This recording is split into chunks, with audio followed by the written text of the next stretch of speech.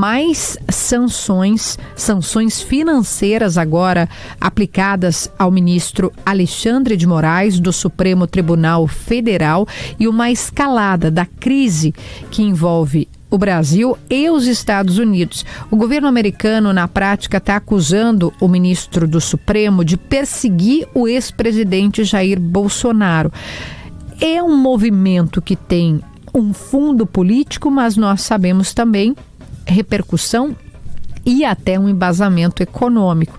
Essa semana a gente ouviu o professor Maurício Moura da George Washington University nos Estados Unidos, e ele apontou até mesmo a relevância dos BRICS como sendo algo que mexeu, incomodou, tirou do prumo o presidente Donald Trump. Então, tem um fundo político, tem um fundo econômico e novas sanções foram aplicadas a partir da sanção de uma lei para punir Alexandre de Moraes. Que lei é essa? É uma lei que impõe bloqueios financeiros à pessoa que está posta, além de qualquer empresa eventualmente ligada a ele. Cidadãos americanos também estão proibidos de fazer negócio, e empresas americanas de fazer negócios com o ministro.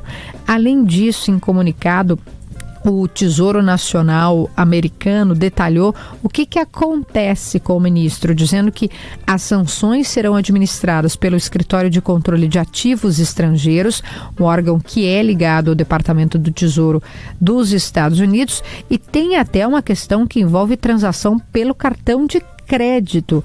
E aí bandeiras como Mastercard ou Visa também estão impedidas de atuar, de o ministro fazer qualquer transação a partir delas.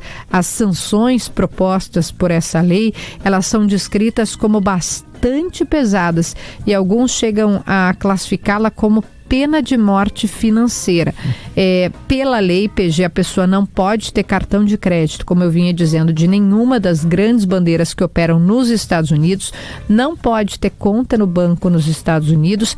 Caso o banco permita, ele próprio não poderá operar nos Estados Unidos e pode ser alvo o banco de sanções secundárias.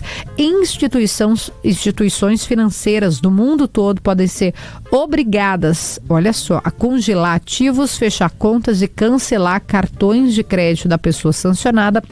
Além disso, a pessoa pode ser impedida de ir para os Estados Unidos ou ter o seu visto cancelado. Isso a gente já tinha também a partir de um movimento do governo Trump, não só o Alexandre, como outros ministros do Supremo. Por que isso é relevante, isso é importante? A gente já vai daqui a pouco ir além nessa questão, porque nós estamos às vésperas, hoje é dia 30 de julho, amanhã 31, sexta-feira, dia 1º, às vésperas da imposição do início do tarifaço de 50% sobre produtos exportados do Brasil para os Estados Unidos.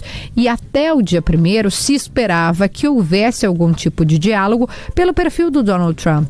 Normalmente ele vocifera, impõe, anuncia, alguns chamam de chantagem, e depois, numa interlocução, foi assim com a China, com o Japão, se acha um meio termo ou até uma redução da taxa. Com o Brasil, isso não só não vem acontecendo, como pior, as medidas, as sanções aplicadas a ministros, ao próprio Brasil, para o Brasil se mantém, e elas só ampliam, só escalam. Eu ouvi de uma pessoa que teve acesso a uma conversa com representantes de Brasília e fontes da Casa Branca de que seriam impostas mais sanções, inclusive retirada da carta da embaixadora, além de outras punições, proibitivas, sanções a autoridades ligadas ao Palácio do Planalto. Então, a gente só vê o conflito escalar. Mas teve a questão dos produtos que não são fabricados nos Estados Unidos. Isso foi ventilado. Cacau, café, suco de laranja, enfim. Mas o que a gente observa é que o Trump, até aqui, hoje é dia 30, não parece disposto a recuar e, pelo contrário, ele vai além no que está aplicando de medidas contra cidadãos brasileiros ou autoridades brasileiras. A gente vai falar sobre isso, a gente vai ampliar falando sobre o que o governo do estado está prevendo de socorro. Eu repito, a Taurus, empresa, talvez não, a mais atingida aqui do Rio Grande do Sul, 85% do que é exportada para os Estados Unidos. A gente vai ampliar esse tema logo mais, uma entrevista exclusiva com o governador do estado em exercício. Feito este preâmbulo, Paulo Germano, boa tarde. Oi, Kelly, boa tarde aos nossos ouvintes. A gente vive um tempo e às vezes fica um pouco difícil de expor até a obviedade, sabe? Porque parece tão evidente que essa medida do Donald Trump em qualquer lugar do mundo, é um ataque inaceitável a qualquer democracia consolidada. E aqui, por favor, quem nos ouve, eu, Kelly, se não formos nós, qualquer pessoa tem todo o direito de achar que Alexandre de Moraes exagerou, pode criticar as decisões dele, pode achar que ele se excede no combate à desinformação, que ele se excede no que for. Tudo isso cabe no debate democrático. O que não cabe em nenhuma democracia séria do mundo é um presidente estrangeiro usar tarifas, vistos, ameaças econômicas para pressionar um país a proteger um aliado político seu. Isso não existe. Se a gente aceita isso hoje, amanhã, qualquer juiz brasileiro que tome uma decisão incômoda pode ser ameaçado por uma potência estrangeira. Kelly, imagina, hoje é Alexandre de Moraes, amanhã pode ser um juiz que mexa com interesses econômicos dos Estados Unidos, né?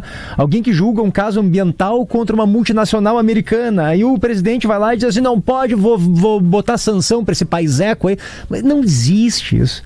Não tem cabimento uma coisa dessa.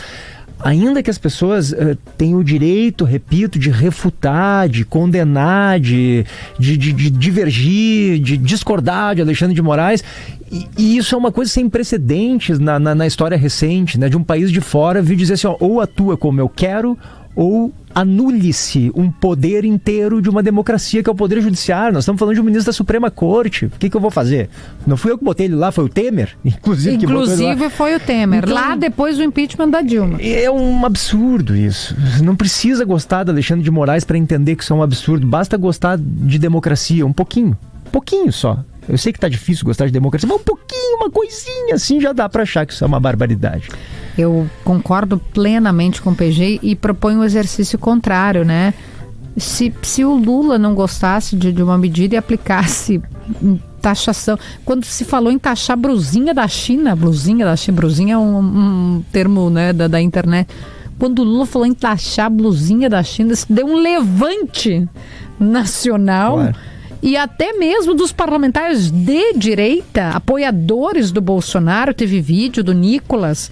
E agora não é taxar, né? Porque é importante para sancionar o Alexandre. Que isso, gente? Como disse o professor essa semana aqui, é a primeira vez que a gente está vendo a esquerda defender o livre comércio e a direita defendendo o protecionismo. Quer dizer, a direita liberal. Não tem. Gente, olha que tempos que nós estamos vivendo, né? Um pouquinho de razoabilidade. Aliás, recomendo sobre isso a coluna de Antônio Carlos Macedo na Zero Hora de hoje. Uma razoabilidade, né? Uma conversa, algo que nos leve adiante.